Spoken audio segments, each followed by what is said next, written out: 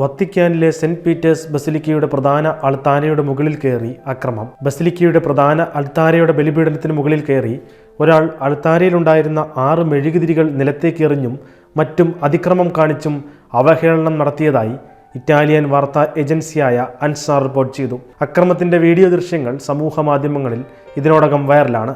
നിരവധി വിശ്വാസികൾ ദേവാലയം സന്ദർശിക്കുന്നതിനിടെയാണ് അക്രമം. മെഴുകുതിരികൾ എറിഞ്ഞ ശേഷം പ്രതി ബലിപീഠത്തിലെ വിരി നീക്കം ചെയ്യാൻ ശ്രമിക്കുന്നതും വീഡിയോയിൽ ദൃശ്യമാണ്. സുരക്ഷാ ഉദ്യോഗസ്ഥർ ഉടനെ അക്രമിയെ കസ്റ്റഡിയിലെടുത്തു.